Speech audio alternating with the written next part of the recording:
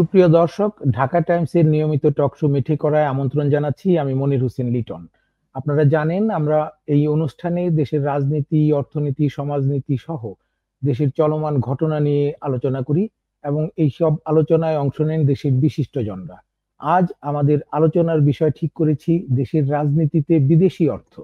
আর এই আলোচনায় অংশ নিতে আমাদের সাথে যোগ দিচ্ছেন বাংলাদেশ জাসদের স্থায়ী কমিটির সদস্য, ডাকসুর সাবেক জিএস ডাক্তার মুশতাক হোসেন। মুশতাক ভাই, আপনাকে স্বাগত জানাচ্ছি ঢাকা টাইমসের মিঠে করায়। জি, ধন্যবাদ। এছাড়াও আমাদের সাথে যোগ দিচ্ছেন বেগম রোকেয়া বিশ্ববিদ্যালয়ের সাবেক উপাচার্য প্রফেসর ডক্টর নাজমুল হাসান কলিমুল্লাহ, যিনি একই সাথে জাতীয় নির্বাচন পর্যবেক্ষণ পরিষদ জানিপপের চেয়ারম্যান। নাজমুল হাসান কলিমুল্লাহ, আপনাকেও স্বাগত জানাচ্ছি এই অনুষ্ঠানে। ধন্যবাদ। প্রিয় দর্শক, আপনারা গত কয়েকদিনের রাজনীতির মাঠের নানান খবর দেখেছেন। এর মধ্যে বড় আকারে যে বিষয়টি নিয়ে গত কয়েকদিন যাবৎ চর্চা হচ্ছে সেটি হচ্ছে যে ডোনাল্ড ট্রাম্পের একটি অভিযোগ, বাংলাদেশের রাজনীতি শক্তিশালী করার জন্য, আমাদের গণতান্ত্রিক পরিবেশ শক্তিশালী করার জন্য যুক্তরাষ্ট্র থেকে $29 মিলিয়ন দেয়া হয়েছিল একটি সংস্থাকে। সেই সংস্থাটি আমাদের দেশের রাজনীতির পরিবেশ কতটা শক্তিশালী করতে পেরেছে বা এই অর্থ কার কাছে গেল ইত্যাদি নিয়ে আলোচনা করব। পাশাপাশি আলোচনা করব আমাদের দেশের চলমান রাজনীতির যে পরিস্থিতি সেসব নিয়ে। তো শুরুতেই মোশতাক ভাই, আপনার কাছে জানতে চাই দেশের বর্তমান রাজনৈতিক পরিবেশটি আপনার কাছে কেমন মনে হচ্ছে, এবং এই যে ডোনাল্ড ট্রাম্প বিদেশি অর্থের একটি প্রসঙ্গ তুলেছেন, এটি আসলে আমাদের দেশের যে গত বছর ছাত্র জনতার যে আন্দোলনটি হলো সেখানে কি আসলে এর কোনো প্রভাব ছিল কিনা? জি, ধন্যবাদ। ডোনাল্ড ট্রাম্প তাদের আভ্যন্তরীণ আমি বলবো নিশ্চিত অর্থনৈতিক অবস্থাটা আগের মতো নেই, তারা পুনর্বিন্যাস করতে চাচ্ছেন। কাজেই তার বিবেচনায় বাইরে যে সমস্ত বিনিয়োগ সরাসরি বাণিজ্যিক সুবিধা দেয় না, মুনাফা দেয় না, সেগুলোকে কমাতে হবে বা কেটে দিতে হবে।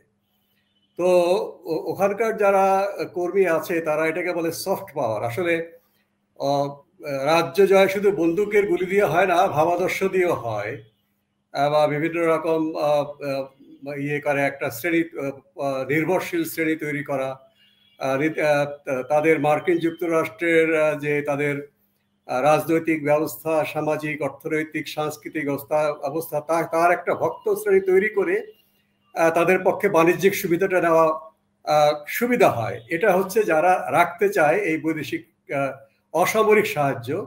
আর সামরিক বিষয়টা এবং সরাসরি বাণিজ্যিক বিষয়টা ডোনাল্ড ট্রাম্পরা মনে করেন যে না, আমরা সরাসরি যদি প্রফিট না আসে আমার ব্যাংকে তাহলে এগুলো করবো না। তো বাংলাদেশ সহ বিভিন্ন দেশে ডোনাল্ড ট্রাম্প বলেছেন যে ভারত, বাংলাদেশ, পাকিস্তান, নেপাল, বিভিন্ন দেশে তারা রাজনৈতিক সংস্কৃতিকে বা তাদের বাংলাদেশের মানুষকে গণতন্ত্র শেখানোর জন্য তারা টাকা দিয়ে থাকে। তো তার একটা তারা প্রকাশ করেছে। তবে কয়েক ঘন্টা আগে বা 24 ঘন্টার মধ্যে ঢাকা বিশ্ববিদ্যালয়ের একজন শিক্ষকের নাম এসছে, যিনি মার্কিন যুক্তরাষ্ট্রের সম্ভবত ইউএসএআইডি হবে, এখানে রাজনৈতিক বিষয়ে ইউএসএআইডিও দেয়, আবার রিপাবলিকান ইনস্টিটিউট, ডেমোক্র্যাট ইনস্টিটিউট তারাও দিয়ে থাকে। আমার কাছে নাটকীয় মনে হচ্ছে না, কারণ এটি তারা সবসময় করে থাকে এবং এটা তারা বিশেষ করে 75-এর বঙ্গবন্ধু হত্যাকাণ্ডের পর থেকে তাদের এই সাহায্যটা অনেক বেশি করে আসা শুরু করেছে এবং এটা অব্যাহত আছে। কাজে এই টাকাটা আন্দোলনের জন্য কাজে লেগেছে আমার কাছে এত সরলীকৃত মনে হয় না, কারণ যে শিক্ষক $29 মিলিয়ন খরচ করেছেন তিনি বিভিন্ন বিশ্ববিদ্যালয়ের ছাত্রদের বিভিন্ন বিষয়ে গণতান্ত্রিক চর্চা ইত্যাদির জন্য তারা খরচ করেছেন। সেই তালিকাটা দেখলেই তো হয়। আমার মনে হয় তালিকার 90% যারা এটা ট্রেনিং গ্রহণ করেছে তারা ছিল ক্ষমতাসীন আওয়ামী লীগ, ছাত্রলীগের বাহিনী। যদি এমন হতো, এই টাকা থেকে কিন্তু বের হবে না। যেই টাকা থেকে বের হয় মার্কিন যুক্তরাষ্ট্র বা বিভিন্ন বিদেশি গোয়েন্দা সংস্থার অনুপ্রবেশ, হচ্ছে গোয়েন্দা সংস্থার টাকা। সেই গোয়েন্দা সংস্থার টাকা, মার্কিন যুক্তরাষ্ট্রের গোয়েন্দা সংস্থা হচ্ছে দেশের বাইরের জন্য সিআইএ, নিরাপত্তার জন্য এফবিআই, তাদের টাকাটা সে বের করুক। যদি ডোনাল্ড ট্রাম্প এতই স্বচ্ছ হয়ে থাকে তাহলে বাংলাদেশে আমেরিকান সেন্ট্রাল ইন্টেলিজেন্স এজেন্সি তারা কত টাকা বাংলাদেশে খরচ করেছে, কার কাছে সেটা প্রকাশ করলে কিন্তু আপনি যে প্রশ্নটা করেছেন বা সারা মানুষের যে কৌতূহল সেটা বের হবে। এবং শুধু ভারত, মার্কিন যুক্তরাষ্ট্র কেন, ভারত, পাকিস্তান, তারপরে ইউরোপিয়ান ইউনিয়ন, ব্রিটেন, চায়না, তাদের গোয়েন্দা সংস্থা এখানে বাংলাদেশের জনগণের যারা রাজনৈতিক পরিবর্তনের জন্য যদি হয়ে থাকে সেটা তারা প্রকাশ করুক, তাহলে কিন্তু আমরা জেনে যাব। ডোনাল্ড ট্রাম্প যেটা উল্লেখ করেছে সেটা হচ্ছে ইউএসএআইডির টাকা, যতটুকু আমি জানি। অবশ্য ডক্টর কলিমুল্লাহ এই বিষয়ে আরো অনেক গবেষণা করেন, তিনি আরো ভালো বলতে পারবেন। আমার মনে হয় এটা একটা চমক সৃষ্টিকারী ঘটনা, এবং যারা গণ অভ্যুত্থানে যাদের নামে গণহত্যার অভিযোগ রয়েছে তাদের সমর্থকরা এটা নিয়ে তারা একটা ক্যাশ করার চেষ্টা করছেন যে মার্কিন যুক্তরাষ্ট্র, আমরা আগেই বলেছি, আমাদের বিরুদ্ধে। হ্যাঁ, চক্রান্ত হতে পারে, কিন্তু এই টাকাটা না, ইউএসএআইডির এই টাকাটা না, এর বাইরেও টাকা থাকতে পারে, সেটা অবশ্যই বের করা দরকার। এই সরকারের উচিত সেটা বের করা, কারণ অনুরূপভাবে এই সরকারের আমলেও কিন্তু সেই টাকাগুলো অব্যাহত আছে আমার ধারণা। তাদের অবজেক্টিভ ঠিক আছে, কিন্তু পাত্র পরিবর্তন হয়ে গেছে। কাজেই এইটা যদি বর্তমান সরকার বের করে যে গোয়েন্দা সংস্থা, মার্কিন যুক্তরাষ্ট্র এবং অন্যান্য বিদেশি গোয়েন্দা সংস্থা, তারা কিভাবে একটা সরকারের সাথে সম্পর্কিত, রাজনীতি সম্পর্কিত ভাবে প্রভাবিত করতে পারে, তাহলে কিন্তু আমাদের দেশে গণতন্ত্রের ভবিষ্যৎটা অনেক ভালো হবে এবং আমরা নিজের পায়ে দাঁড়িয়ে আমাদের রাজনৈতিক কার্যকলাপটা করতে থাকবো। বিদেশিদের প্রেসক্রিপশন মতো নিজের দেশের স্বার্থকে উপেক্ষা করে শুধুমাত্র টাকার কারণে বা কিছু সুযোগ সুবিধার কারণে আমাদের যারা শুধু রাজনীতিবিদ নয়, বিভিন্ন রকম যারা চিন্তাবিদ, সাংবাদিক, বুদ্ধিজীবী, ধর্মীয় নেতা, শিক্ষক, বিভিন্ন পেশায় কিন্তু তারা তাদের এজেন্ডা বাস্তবায়ন করার জন্য, যেটা দেশের স্বার্থে নয়, সরাসরি রাজনৈতিকভাবে প্রভাবিত, তারা সেটা গ্রহণ করে থাকেন। সেগুলো অবশ্যই এটা প্রকাশিত হলে আমার মনে হয় বাংলাদেশ সহ আমাদের মতো যারা উন্নয়নশীল দেশ, তাদের রাজনীতিটা আরো ভালো হবে এবং আরো স্বচ্ছ হবে। ধন্যবাদ। মোশতাক ভাই, আপনি বিভিন্ন দেশের গোয়েন্দা সংস্থার টাকা নিয়েও কথা বলছিলেন, নিশ্চয়ই আমরা এটি নিয়ে আরো বিস্তারিত আলাপ করব আপনার সাথেও। তবে আপনি যেটি বলছিলেন যে বিদেশি টাকা এখানে কোন এনজিও পায়, কিভাবে খরচ করে, কোথায় যায়, এটি নাজমুল হাসান কলিমুল্লাহ ভাই যেহেতু এই এনজিও গুলি ভালোভাবে পর্যবেক্ষণ করেন, জানেন, গবেষণা করেন, তিনি ভালোভাবে বলতে পারবেন। তো নাজমুল হাসান কলিমুল্লাহ, আপনার কাছে জানতে চাইছি যে ডোনাল্ড ট্রাম্প যেই $29 মিলিয়ন কথা বলেছেন, এবং তিনি এটিও বলেছেন যে একদমই অখ্যাত একটি প্রতিষ্ঠানকে টাকাটি দেয়া হয়েছে, আপনার কি জানা আছে আসলে বাংলাদেশে সেই টাকাটি কোন সংস্থা পেয়েছে, তারা কিভাবে, কোথায় খরচ করেছে? ধন্যবাদ আমার সহ আলোচক মোশতাক ভাই, আপনার গ্রাউন্ডটা লে করে দিয়েছেন এবং সেই বিশ্লেষণের সূত্র ধরে আমি আমার আলোচনাটা শুরু করতে চাই। 50-এর দশকে central intelligence agency CIA overt role ছিল মার্কিন স্বার্থ রক্ষায়, স্নায়ুযুদ্ধের আমল। পরবর্তীতে 80-এর দশকে এসে সিআইএ আপনার কোভার্ট রলে চলে যায় এবং মার্কিন স্বার্থ রক্ষায় তাদের যেহেতু দুই দলের বাই পার্টিজান মানে একটা অবস্থা, রিপাবলিকান এবং ডেমোক্র্যাট, সেই কারণে আপনার বছরখানেকের ব্যবধানে প্রথমে NDI, national Democratic institute for international affairs, এবং তারপরে national Republican institute for international affairs, এটা বছরখানেকের মধ্যে আবার নাম পরিবর্তন করে ইন্টারন্যাশনাল রিপাবলিকান ইনস্টিটিউট নাম ধারণ করে। এবং এরা বেসিক্যালি থিঙ্ক ট্যাঙ্ক হিসেবে ইমার্জ করে, দেশের মধ্যে যে যার মতো করে কাজ করে, দেশের বাইরে আপনার অনেক ক্ষেত্রে বাইপার্টিজান রলেও ভূমিকা রাখে। যেমন আপনার পূর্ব ইউরোপের পতনের পরে এই দেশগুলোতে ওয়ান পার্টি রুল যেহেতু বিদ্যমান ছিল, সেখান থেকে প্লুরাল সিস্টেম কিভাবে চালু করা যায় সে ব্যাপারে দুই পক্ষই একত্রে যৌথভাবে ভূমিকা পালন করেছে।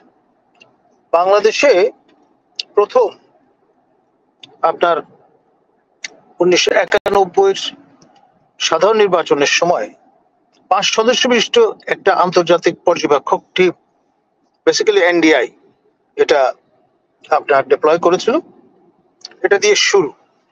তারপর আপনার যখন তত্ত্বাবধায়ক সরকারের আন্দোলন জমে ওঠে, আপনার সেই সময়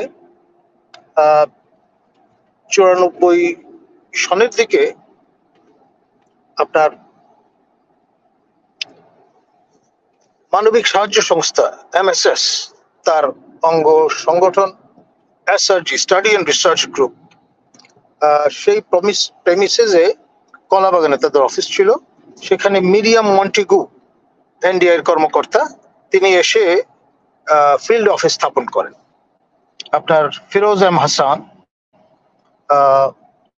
তারপর গণি চাথা, মশির রহমান জাদু মিয়ার কনিষ্ঠ পুত্র, তারপর ডক্টর মঈন খান, আমি নাজমুল হাসান কলিমুল্লাহ, আমরা তখন একসঙ্গে কাজ করছিলাম এবং বেসিক্যালি সেমিনার, ওয়ার্কশপ এ ধরনের কর্মে প্রযুক্ত হই এবং সেখানে মিরিয়াম মন্টিগু অ্যাক্টিভলি আমাদের গাইড করেন, আমাদের ইনপুট প্রদান করেন ইত্যাদি।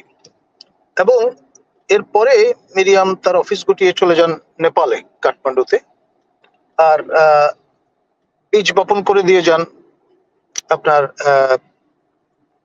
ফেমা, ফেয়ার ইলেকশন মনিটরিং অ্যালায়েন্সের, ফর্মালি ইমার্জ করে। এই সংগঠনটি 96-এ এটা মোর্চা বলতে পারেন আপনি, ফেডারেশন অফ এনজিওস, এবং সে 15 দিনের মাথায় আমাদের কাছে মনে হয়েছে যে একটু বিগ কনগ্লোমারেট, সুতরাং এখানে 12 ভূতের একটা অবস্থা তৈরি হতে পারে। সেই জন্য আমরা আবার জানিপব, জাতীয় নির্বাচন পর্যবেক্ষণ পরিষদ, এই প্ল্যাটফর্ম শুরু করি।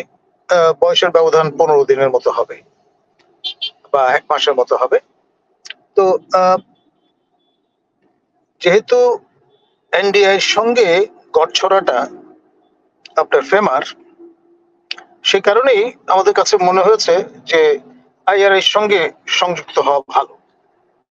আমি নিজে ওয়াশিংটন ডিসিতে গিয়ে তাদের অফিস ভিজিট করে আপনার আমন্ত্রণ জানিয়েছিলাম যে তারা যাতে বাংলাদেশের শূন্যতাটা পূরণ করেন, এবং এই ব্যাপারে আমাকে উৎসাহিত করেছিলেন প্রয়াত তহিদুল আনোয়ার, একসময় জার্নালিজম ডিপার্টমেন্ট ঢাকা ইউনিভার্সিটির উনি চেয়ারম্যান ছিলেন এবং তিনি দায়িত্ব পালন করেছেন।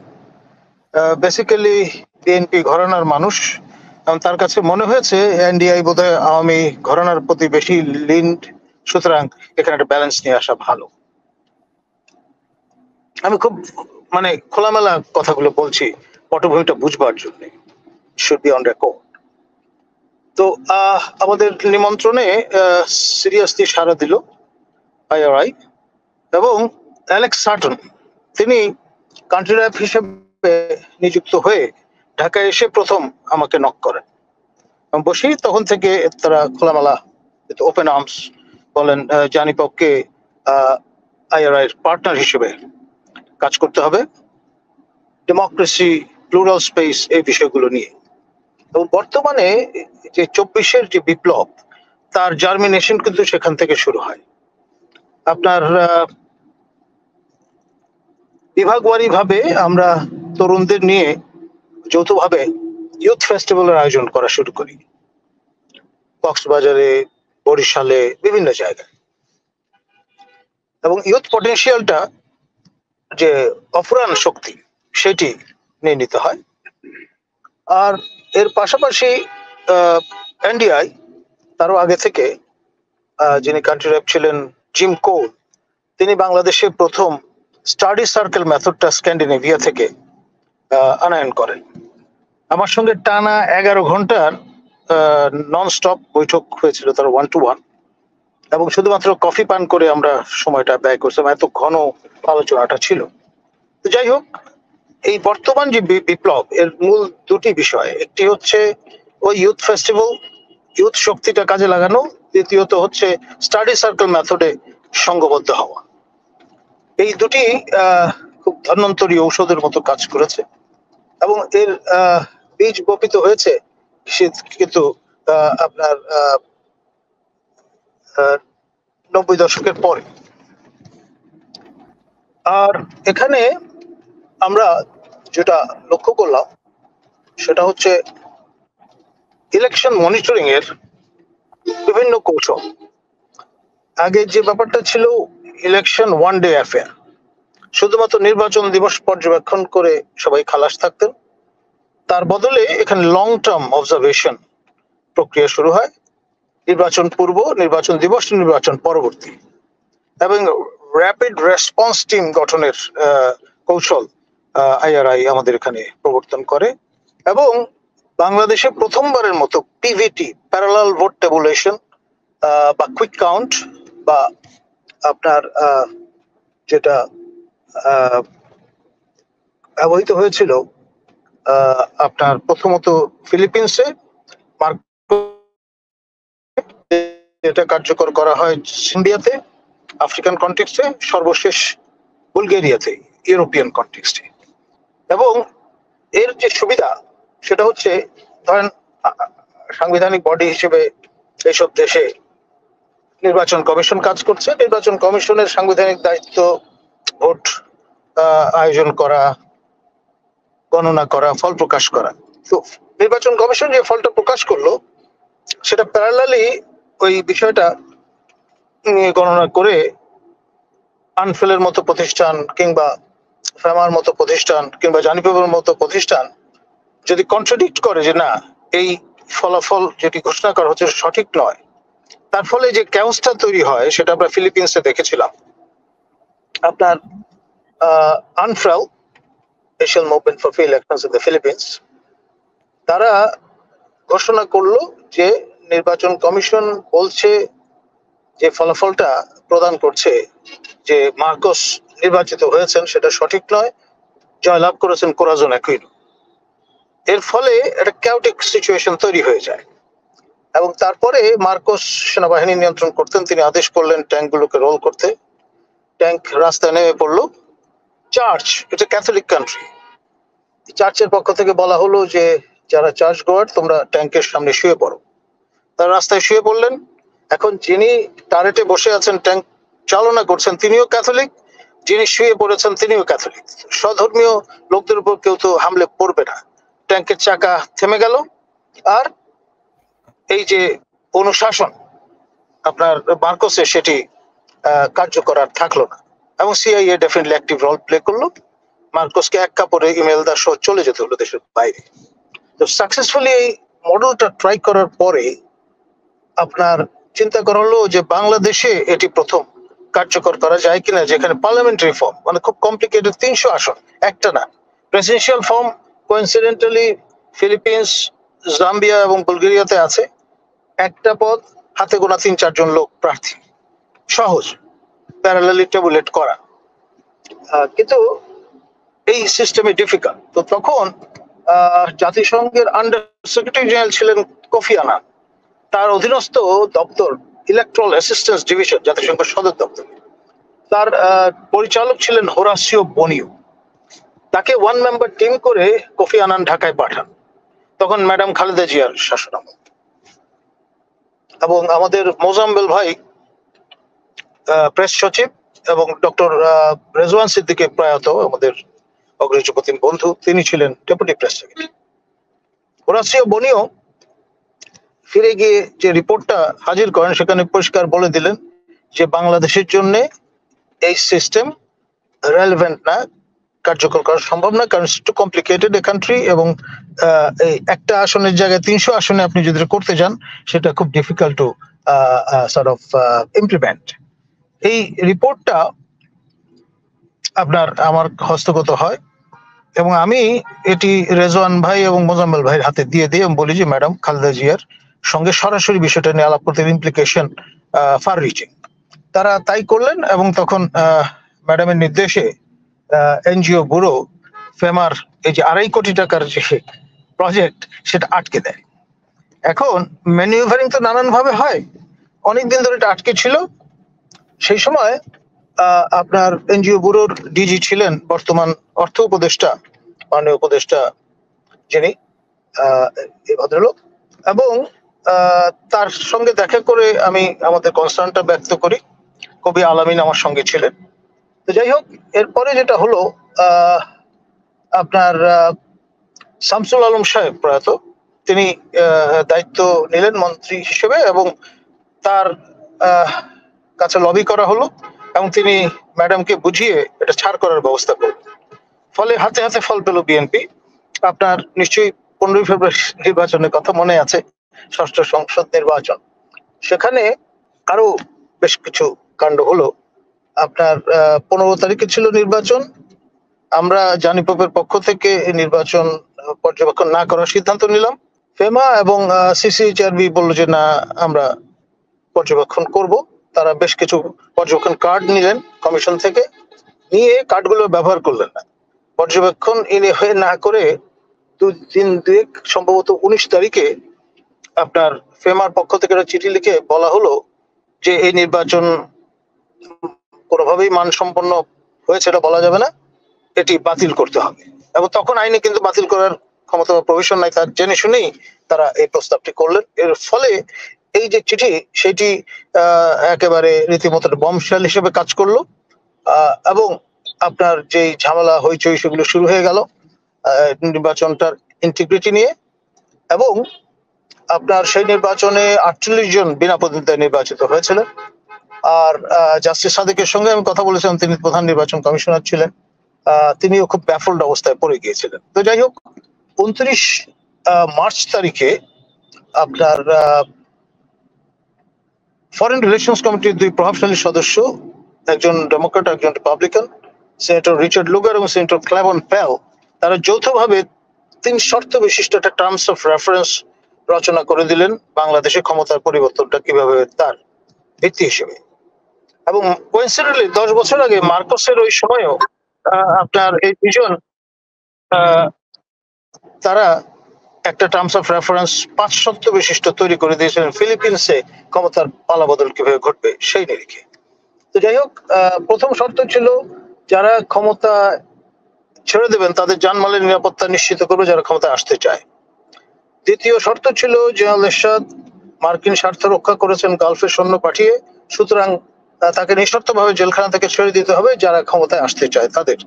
তৃতীয় ছিল এখন থেকে এই দেশের সাধারণ নির্বাচন অবশ্যই জাতীয় এবং আন্তর্জাতিক পর্যবেক্ষক দ্বারা ভেটেড এন্ড সার্টিফাইড হতে হবে, তা না হলে সেই সকল নির্বাচনের ফলাফল আন্তর্জাতিক সম্প্রদায়ের কাছে গ্রহণযোগ্য বলে বিবেচিত হবে না।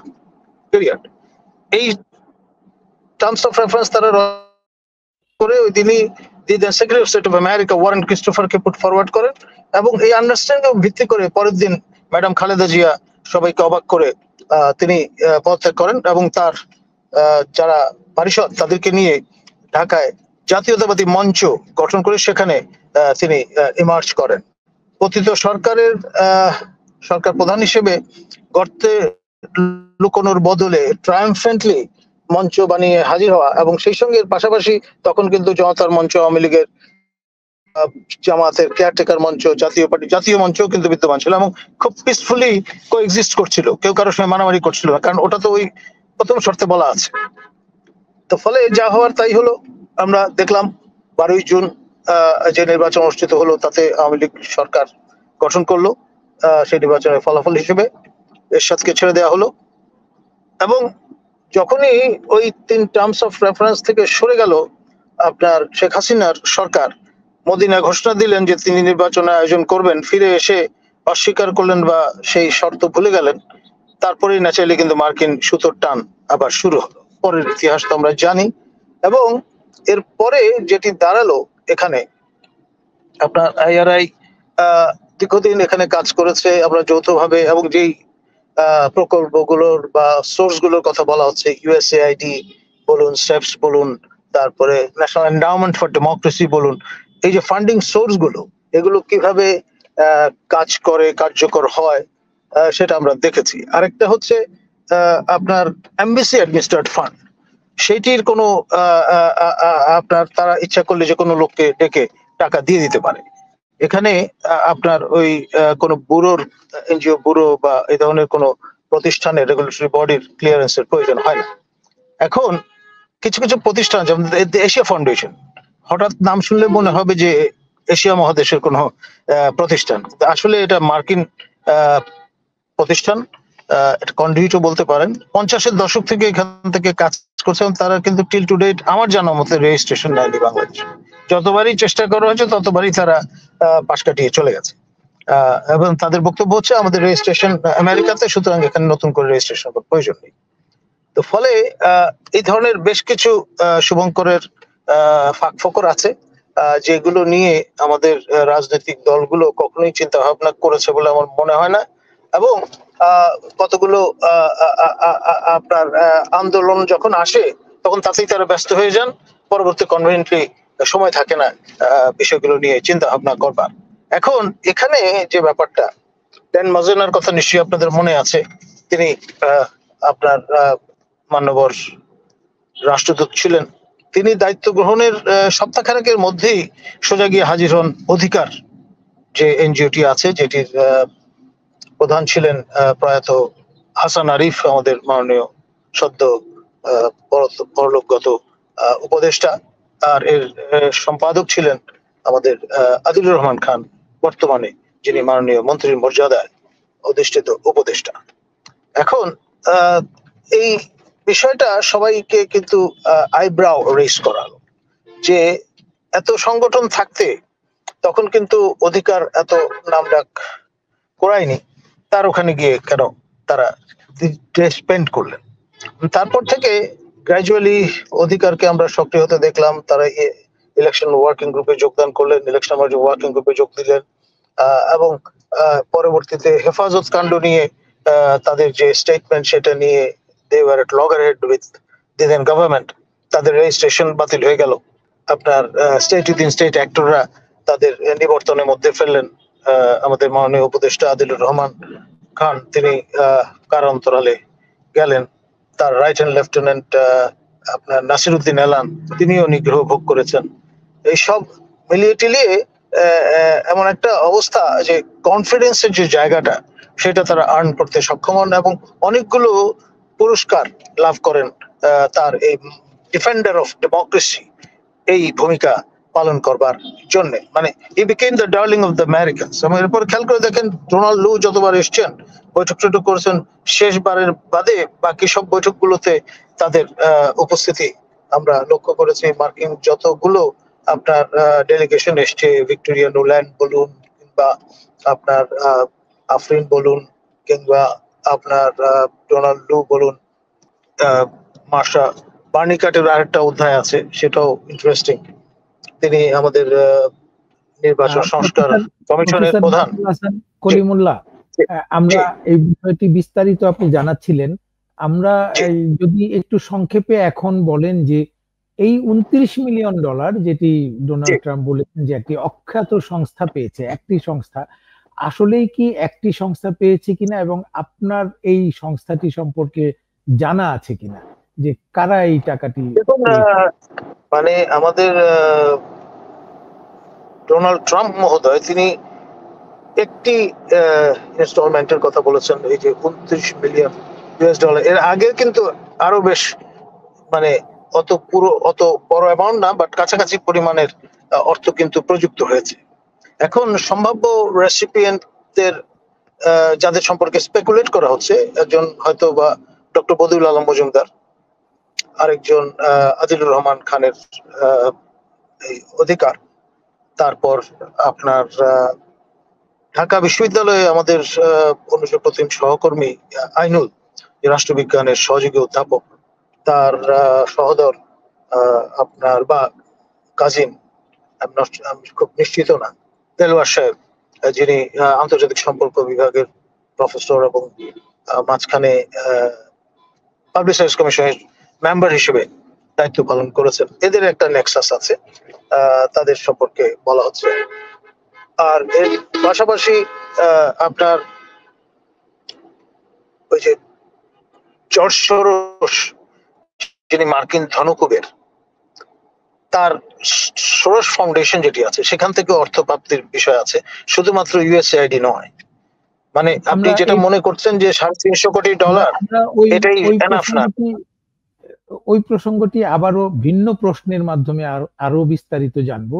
এর আগে মুশতাক ভাইয়ের কাছ থেকে জানতে চাই, যেটি প্রফেসর নাজমুল হাসান কলিমুল্লাহ অনেকটা স্বীকারোক্তির মতোই বলেছেন, যে আমাদের যে রাজনীতিবিদদের মধ্যে বা রাজনৈতিক পালাবদলে কিভাবে মার্কিন যুক্তরাষ্ট্রের টাকা ব্যবহার হয়েছে, এখানে কারা কারা কিভাবে কাজ করেছে।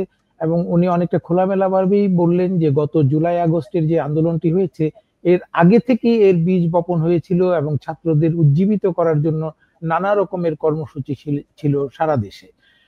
এখন একটি নতুন দল হতে যাচ্ছে, যেটি নিয়ে বেশি আলোচনা, আসলে একটি নয়, দেশে অনেকগুলি রাজনৈতিক দল নতুন তৈরি হওয়ার কথা শোনা যাচ্ছে। আপনি নিজেও বলছিলেন যে আমাদের দেশের রাজনীতিতে বিভিন্ন সময় বিভিন্ন দেশের গোয়েন্দা সংস্থাগুলি টাকা সরবরাহ করে বলে অভিযোগ আছে বা কথাবার্তা হচ্ছে। এই যে আমাদের নতুন রাজনৈতিক দলগুলি তৈরি হচ্ছে, এক একটি দল তৈরি করার পেছনে নিশ্চয়ই অনেক টাকা পয়সা লাগে।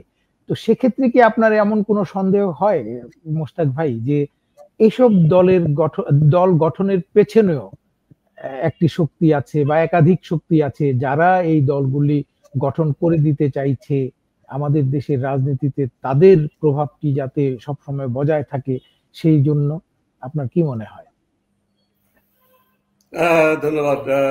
ডক্টর কলিমুল্লাহ ভাই কিন্তু বিস্তারিত একটা চিত্র তুলে ধরেছেন, কিন্তু এগুলো কিন্তু লক্ষ্য করবেন কোন রাজনৈতিক দলের হাতে সরাসরি টাকা যাচ্ছে না। এগুলো হচ্ছে মার্কিন যে পররাষ্ট্রনীতি এবং মার্কিন যে ডেমোক্রেসির সংজ্ঞা, তার অনুকূলে একটা সমর্থক শ্রেণী বা অনুগত শ্রেণী তৈরি করার জন্য অন্য জায়গায় টাকাটা খরচ হচ্ছে।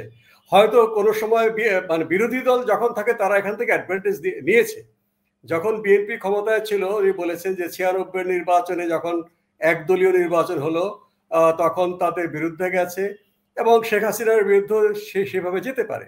তাহলে এটা হচ্ছে যে মার্কিন যুক্তরাষ্ট্র গণতন্ত্রকে যেই রূপে দেখতে চায় সেই রূপে দেখবে যে একটা বাতাবরণ তৈরি করা, এটা কোনো নির্দিষ্ট দলকে কি বলে ফেভার করা হচ্ছে, বিষয়টি সেরকম বলে আমার কাছে মনে হচ্ছে না। আমি এই ধরনের টাকা খরচেরও পক্ষে বলছি না, কারণ এটা তো আমাদের বাংলাদেশের জনগণই করবে। গণতান্ত্রিক মূল্যবোধ, গণতান্ত্রিক আচরণ, নিরপেক্ষ নির্বাচন, আমরা কেন বিদেশি পরামর্শ, বিদেশি টাকার উপর নির্ভর করে আমরা গণতন্ত্রের কাজ করব? কাজে সেক্ষেত্রে কিন্তু বিদেশিদের আকাঙ্ক্ষা অনুযায়ী কাজ করার একটা সেই থাকে, বাধ্যবাধকতা নৈতিকভাবে থাকে, আইনগতভাবে না হলেও। এবং এখনো কিন্তু এরকম অর্গানাইজেশন আছে, তারা চলছে। আপনি প্রমাণ করতে পারবেন না কলিমুল্লাহ ভাই যে এগুলো বলেছে, যে অধিকার আদিলুর রহমান খান শুভ্র, আমাদের উপদেষ্টা, তিনি তার কোনো অ্যাকাউন্টস আপনি পাবেন না তিনি সরাসরি কোনো বিরোধী দলকে এইটা টাকা দিয়েছেন। তার যে মানবাধিকার সংক্রান্ত অনুসন্ধান এবং রিপোর্ট, সেটা ইনকামবেন্টের বিরুদ্ধে চলে গেছে। এমনকি আমি মনে করি হেফাজত সম্পর্কে যে রিপোর্টটা ওরা করেছে সেটা অতিরঞ্জিত ছিল। পরে তারা সেটা স্বীকার করেছে, তারাই বলেছে যে এত মানুষ মারা যায়নি, তাদের ওয়েবসাইটে তারা সংশোধন করেছে। এখন জানি না তারা কি করে, এখন এটা মামলা যদি আদৌ হয় হেফাজতের উপরে সরকার নির্যাতন, তাহলে তাদের স্ট্যান্ড কি হবে? যাই হোক, সেটা বিচ্ছিন্ন কথা। কিন্তু আপনি বলছেন যে রাজনৈতিক দলকে সরাসরি টাকা দেওয়া, একটা নতুন রাজনৈতিক দল হচ্ছে, হ্যাঁ, যারা প্রতিষ্ঠিত রাজনৈতিক দল আছে তারা তাদের অ্যাকাউন্টসগুলো ক্লিয়ার করুক, এবং তারাই এই প্রচারণার পেছনে আছে এবং অন্যরাও আছে, ডেফিনেটলি স্ক্রুটিনি থাকবে। পাবলিক জনগণের টাকা চাঁদা নিয়ে বা বাংলাদেশে যারা ব্যবসা বাণিজ্য করছেন তাদের চাঁদা নিয়ে রাজনৈতিক দলগুলো চলে, এবং নতুন রাজনৈতিক দল এখনো পর্যন্ত বলেনি তাদের সোর্স অফ ফান্ড কোত্থেকে আসবে। কমিউনিস্ট পার্টিগুলো সদস্যদের চাঁদা দিয়ে বা তাদের একটা অর্থ লগ্নি করে প্রতিষ্ঠান করে তারা সেখান থেকে আনেন। যদিও তাদের সম্পর্কে অভিযোগ থাকে, যেমন যখন সোভিয়েত ইউনিয়ন ছিল তাদের সরাসরি আর্থিক সহযোগিতায় কমিউনিস্ট পার্টি চলেছে কিনা, বা ধর্মভিত্তিক রাজনৈতিক দল তারাও এক ধরনের তাদের সদস্যদের চাঁদা বা তাদের দলের প্রভাবিত যে লগ্নিকারী প্রতিষ্ঠান বা বিভিন্ন প্রতিষ্ঠান থেকে তারা যে মুনাফাটা হয় সেটার অংশ তারা তাদের কর্মীদের চাকুরি দিয়ে থাকেন, সেই কর্মীরা সেই তাদের বেতন থেকে একটা নিয়মিত চাঁদা দিয়ে থাকেন, একটা সিস্টেম আছে। তাদের সম্পর্কে অভিযোগ আছে তারা ধর্মীয় রাজনৈতিক দলগুলো তারা মধ্যপ্রাচ্য বা আরব দেশ থেকে সরাসরি টাকা পায় কিনা। তো যে নতুন রাজনৈতিক দলগুলো আসছে আমি তাদেরকে স্বাগত জানাই, কিন্তু আমি আশা করব তারা যেন যেই অভিযোগগুলো এখনকার বড় বড় রাজনৈতিক দলগুলো সম্পর্কে আছে, ছোট রাজনৈতিক দলগুলোর সম্পর্কেও আছে, যে তারা তাদের অর্থনৈতিক উৎসটা পরিষ্কার করবেন। এবং হ্যাঁ, বিদেশিরা যারা বিশেষ করে প্রভাবশালী দেশ, বিশ্ব রঙ্গমঞ্চে যাদের সামরিক এবং কূটনৈতিক স্বার্থ আছে, বাংলাদেশ তাদের স্বার্থের বলয়ে আছে, তারা তো চেষ্টা করবেই রাজনৈতিক দলগুলোকে প্রভাবিত করার জন্য, আইনি বেআইনি আধা আইনি পথে প্রভাবিত করার জন্য। কাজে সেটা হচ্ছে তাদের এজেন্ডা। আমরা অবশ্যই কূটনৈতিক সম্পর্ক রাখবো, সরকারি দলই শুধু না, বিরোধী দলও কূটনৈতিক সম্পর্ক রাখবে, কিন্তু কূটনৈতিক সম্পর্ক ভদ্রতার সম্পর্কের বাইরে যদি আমরা তাদের ক্রীড়ক হিসাবে কাজ করি, এটা অবশ্যই জাতীয় স্বার্থ বিরোধী, এটা অবশ্যই দেশের গণতন্ত্রেরও বিরোধী। দেশের গণতন্ত্র যে স্থিতিশীল হচ্ছে না, এটা অন্যতম কারণ হচ্ছে আমাদের মধ্যে কেউ কেউ তারা এই বিদেশি শক্তির অন্যায় উৎস বা অন্যায় প্রভাবকে নিজের ক্ষমতার স্বার্থে কাজে লাগিয়ে দেশকে, যেটা আন্দোলন অবশ্যই দরকার, কিন্তু আন্দোলনের নামে যে বিভিন্নভাবে অস্থিতিশীল পরিস্থিতি তৈরি করা, সেটা অবশ্যই পরিত্যাজ্য। কাজে নতুন যে রাজনৈতিক দলগুলো হচ্ছে, তারা যেই প্রশ্নটা এখন উঠেছে, দেখুন হ্যাঁ, তারা জনসমর্থন নিয়ে বড় বড় জনসভা করতে পারে, এ বিষয়ে কোনো সন্দেহ নেই। যদি আমরা দেখেছি যে বন্যার সময় ছাত্ররা কিন্তু অল্প সময়ে প্রচুর টাকা তারা চাঁদা হিসেবে পেয়েছে, এবং সেটা ওপেন, তারা সেটা প্রকাশ করেছে কারা কারা টাকা দিয়েছে। এখানে কোনো বিদেশি টাকা দিয়েছে কিনা আমি জানি না। কাজেই জনগণ যদি তাদেরকে সেভাবে ভালোবাসে, তারা টাকা তুলতে পারে। বা ধর্মীয় রাজনৈতিক দলগুলো যখন ওরস মাহফিল করে বা ধর্মীয় সভা করে, তখন প্রচুর টাকা ওঠে, পাগলা ফকিরের কি দান বাক্সে কোটি কোটি টাকা আসতেছে। কাজেই এটা তো মানে স্বচ্ছ। কাজেই রাজনৈতিক দল যদি, যারা জনপ্রিয় দল, তারা যদি তাদের উৎসটা পরিষ্কার করেন এবং রাজনৈতিক যে নির্বাচন কমিশনের রীতিমতো রিটার্ন দাখিল করেন, অডিট করেন, সেটাই হওয়া উচিত। তবে একটা বিষয় রয়েছে যে দেখুন, রাজনৈতিক দলগুলো, আমাদের দেশে গণতান্ত্রিক পরিবেশ এতই অনুপস্থিত, একটা বিরোধী দলকে যদি বাংলাদেশের কোনো শিল্প প্রতিষ্ঠান, শিল্প মালিক বা ব্যবসায়ী মালিক টাকা দেন, এটা যদি জানাজানি হয়, তাহলে সরকারি দল তাদের উপরে চড়াও হবে। একে তো বলবে যে তুমি বিরোধী দলকে টাকা দিয়েছো, আমাদেরকে তার 10 গুণ টাকা দিতে হবে, নাহলে তোমার ট্রেড লাইসেন্স ক্যান্সেল, তোমার ওখানে গন্ডগোল হবে, তুমি মেশিনারিজ আমদানি করতে পারবা না, এই করতে পারবা না, সেই করতে পারবা না। ফলে আমাদের দেশে যারা শিল্পপতি এবং ব্যবসায়ী, তারাও কিন্তু গোপনে তাদের টাকা দিতে হচ্ছে। এবং এই যে গোপনে টাকা দেওয়ার, এই রাজনৈতিক দলগুলো টাকা গ্রহণ করছে, এখানে কিন্তু অস্বচ্ছতা আসে। যদি এখানে মার্কিন যুক্তরাষ্ট্র বা ভারত বা অন্য দেশের মতো, সেখানেও কিন্তু শিল্পপতিরা তাদের রাজনৈতিক দলকে দেয়, কিংবা যারা চাকুরিজীবী তারা চাঁদা দেয়, কিন্তু তার একটা নিয়ম আছে। সেই নিয়ম যদি এখানে ওপেন করে দেওয়া হয়, আশা করি বর্তমান অন্তর্বর্তীকালীন সরকার এদিক দেখবেন। নির্বাচন কমিশনের সংস্কারের কথা বলা হচ্ছে, দলীয় তহবিল নিয়ে কিন্তু আমি দেখি নেই কোনো সংস্কার প্রস্তাব। তাহলে আগের মতোই কি আমরা অন্ধকার একটা উৎস থেকে আমাদের রাজনৈতিক দলগুলো দেশের ভেতর থেকে বা দেশের বাইরে থেকে টাকা নেবেন, আর সেই টাকার গরমে তারা গণতান্ত্রিক রাজনীতি বা ক্ষমতা দখলের রাজনীতির নামে এখানে অস্থিতিশীলতা তৈরি করবেন? তা তো হতে পারে না। কাজেই কথাগুলো যখন উঠেছে, নতুন রাজনৈতিক দলের বিষয়ে শুধু নয়, বা এক্সিস্টিং যে রাজনৈতিক দলগুলো আছে, তাদের তহবিল যেন তারা সহজে সংগ্রহ করতে পারে, স্বচ্ছতার সঙ্গে করতে পারে, এবং তাদেরকে তহবিল দেওয়ার কারণে কেউ কোনো দানকারী প্রতিষ্ঠান সরকারি হেনস্থার সম্মুখীন না হয়, এইটা করা দরকার। নাহলে কিন্তু এই যে আপনি বিরোধী দলকে টাকা দিলেই আপনার বিজনেস প্রতিষ্ঠানে আগুন জ্বালিয়ে দেওয়া হবে, তাহলে কিন্তু সোজা পথে অ্যাকাউন্টেবল কোনো তহবিল কিন্তু আপনি পাচ্ছেন না। কাজে এই বিষয়টিও সংস্কারে আসা উচিত, তাহলে কিন্তু আমরা এই দেশি বিদেশি উৎস সম্পর্কে আমরা আরো বেশি ধারণা পাবো। ধন্যবাদ। প্রফেসর নাজমুল হাসান কলিমুল্লাহ, আপনার কাছে আরেকটি প্রশ্ন করব, যেটি সরোসের ব্যাপারে বলেছিলেন। এটির আগেও যে গত 22 তারিখ, মানে এই রবিবার, যুক্তরাষ্ট্রের মেরিল্যান্ডে সম্ভবত একটি কনজারভেটিভ পার্টির একটি সম্মেলনে ডোনাল্ড ট্রাম্প আবারও বাংলাদেশের প্রসঙ্গটি এনেছেন, এবং সেখানে তিনি বলেছেন যে এই যে $29 মিলিয়ন এটি ব্যয় হয়েছে উগ্র বামপন্থীদের দিকে ভোট নেয়ার জন্য। আমরা দেখেছি যে গত যে আন্দোলনটি হয়ে গেল, সেখানে উগ্র বামপন্থী বলতে আমরা হয়তো, আমি জানি না, ফরহাদ মজহার সাহেবকে, যিনি এই আন্দোলনের পেছনের তাত্ত্বিক গুরু হিসেবে অনেকটা কাজ করেছেন, উনি এক সময় চীনপন্থী বাম ঘরানার মানুষ ছিলেন। পরবর্তীতে ওনাকে আমরা হেফাজতের অনুষ্ঠানেও যেতে দেখেছি। তো আপনি কি এরকমটি মনে করেন যে আসলেই উগ্র বামপন্থী বা বামপন্থীদের দিকে কোনো রকমের টাকা গেছে, বা তাদেরকে একটু এগিয়ে দেওয়ার জন্য, রাজনীতিতে এগিয়ে দেওয়ার জন্য এই টাকা খরচ হয়েছে? আরেকটি দিক যেটি সরোজের প্রসঙ্গে বলছিলেন যে আমরা দেখেছি 2016 সালে যখন ডোনাল্ড ট্রাম্প প্রথমবার নির্বাচন করেন, তখন হিলারি ক্লিনটনের বিরুদ্ধে, হিলারি ক্লিনটন ছিলেন তার প্রতিপক্ষ, সেখানে হিলারি ক্লিনটনকে অর্থায়ন করেছিলেন তার যে নির্বাচনী তহবিল, সেখানে টাকা দিয়েছিল ইউনুস সেন্টার, তাদের পারিবারিক বন্ধু হিসেবে সেখানে টাকা দিয়েছিল। এবং সেটি একটি সন্দেহ বা ইঙ্গিত করে থাকেন ট্রাম্প যে সেই টাকা, যুক্তরাষ্ট্রেরই টাকা, ইউনুস সেন্টার হয়ে আবারও কোনোভাবে ক্লিনটন ফাউন্ডেশন বা ইত্যাদি ইত্যাদির মাধ্যমে ওই জায়গায় যাচ্ছে কিনা। এই বিষয়টি, যেহেতু আপনি এই অংশগুলি খুব ভালোভাবে পর্যবেক্ষণ করেন, আপনার কাছ থেকে এই বিষয়ে একটু জানতে চাইছি। ধন্যবাদ। আমার জানা মতে বাংলাদেশের 2 জন ব্যক্তি বা প্রতিষ্ঠান বিদেশে রাজনৈতিক দলকে বা রাজনীতিবিদদের অর্থায়নের চেষ্টা করেছিলেন।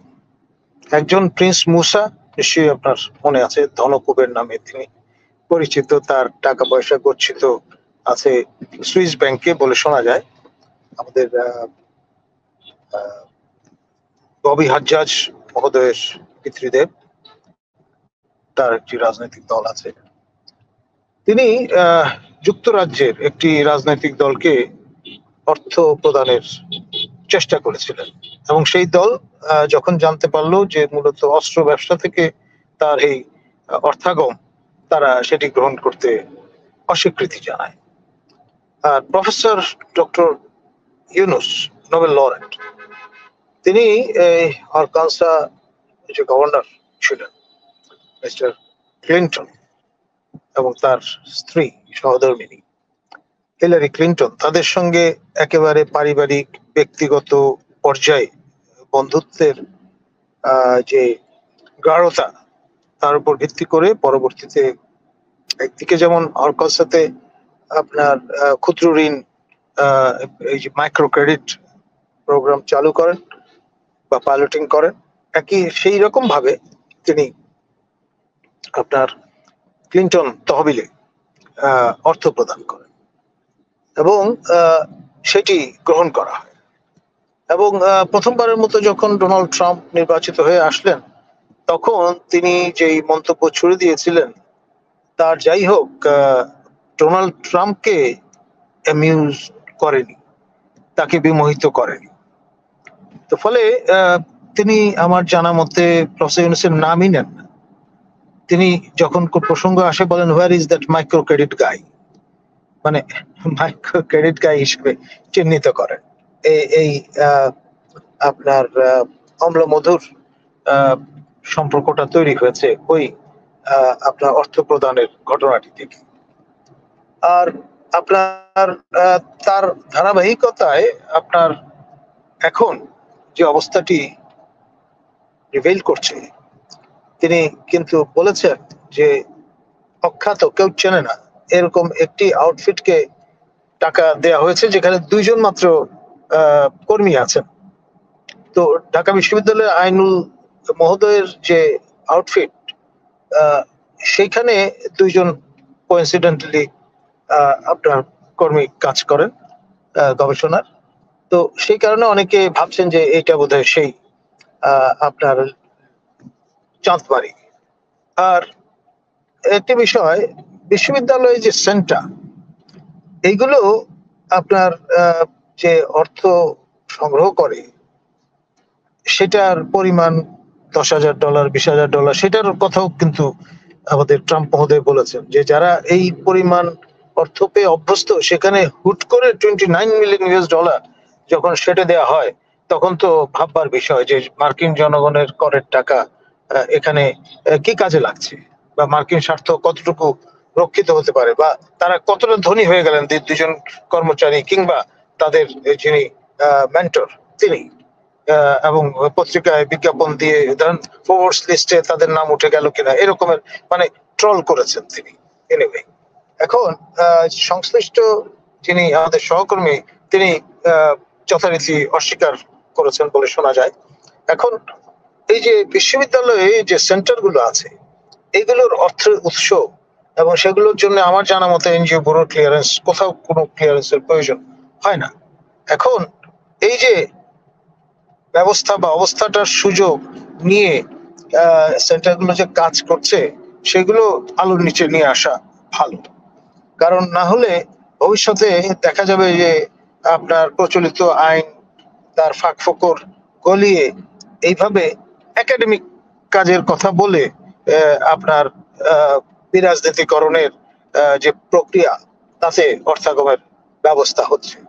আর আপনার 10,000 ইয়াং পিপল যাদের প্রশিক্ষিত করা হচ্ছে বলে বলা হচ্ছে, ইটস নট স্মল নাম্বার। আপনার সেই হীরক রাজার দেশের যন্ত্র মন্ত্র ঘরের কথা যদি আপনি ধোলাই কাজে যদি ব্যবহৃত হয় এই অর্থ, তাহলে রাজনীতি করার জন্য আপনি টাকা দিলেন না, কিন্তু বিরাজনীতিকরণের জন্য যদি টাকা দেন সেটাও কিন্তু রাজনীতিকে প্রভাবিত করে। সে বিষয়টাও ভুলে গেলে চলবে না। মানে ধরুন প্রচলিত 4টি মেইন স্ট্রিম পলিটিক্যাল পার্টি আছে, বেশ কিছু বাম ধারার রাজনৈতিক দল আছে, ক্রমাগত যদি মাইনাস প্রক্রিয়ায় চলে যান, আমরা একটা সময় ব্যক্তিকে মাইনাসের কথা চিন্তা করতাম বা বলতাম -2, এখন যদি ব্যাপারটা -4-এ যায়, পরবর্তীতে দেখা যায় যে বাম ধারার যে দলগুলো আছে তারাও এক ধরনের পার্জের মধ্যে পড়ে যান, এবং এর মধ্য দিয়ে দেখা যায় একটি কিংস পার্টি বা একাধিক অমাত্যদের দল গঠিত হচ্ছে এবং ওই স্পেসটা পূরণ করছে, তখন কিন্তু অ্যালার্ম বেল বাজবে, এটাই স্বাভাবিক। সুপ্রিয় দর্শক, আমরা আসলে সময়ের একেবারেই শেষ প্রান্তে চলে এসেছি। আমরা দুই অতিথিকে ধন্যবাদ জানাচ্ছি আমাদের এই আজকের আলোচনায় অংশ নেওয়ার জন্য। আপনারা শুনছিলেন যে অত্যন্ত গুরুত্বপূর্ণ একটি বিষয় নিয়ে আলোচনা করছিলেন এই দুই অতিথি, বিশেষ করে ডক্টর নাজমুল হাসান কলিমুল্লাহ। তিনি তুলে ধরছিলেন কিভাবে বাংলাদেশে মার্কিন যুক্তরাষ্ট্রের দুটি প্রতিষ্ঠান সহ নানান সংস্থা টাকা দিয়ে থাকে আমাদের রাজনীতিকে প্রভাবিত করার জন্য। এই বিষয়টি নিয়ে আরো আলোচনার দাবি রাখে। আমরা আগামীতে কোনো একদিন আবারও এই দুই অতিথিকে নিয়ে আলোচনাটি চালিয়ে নেব সেই আশা করছি। আপনাদেরকে আজ বিদায় দিচ্ছি এখান থেকেই। আশা করি আমাদের নিয়মিত টক শো মিঠে করা আপনারা নিয়মিত দেখবেন,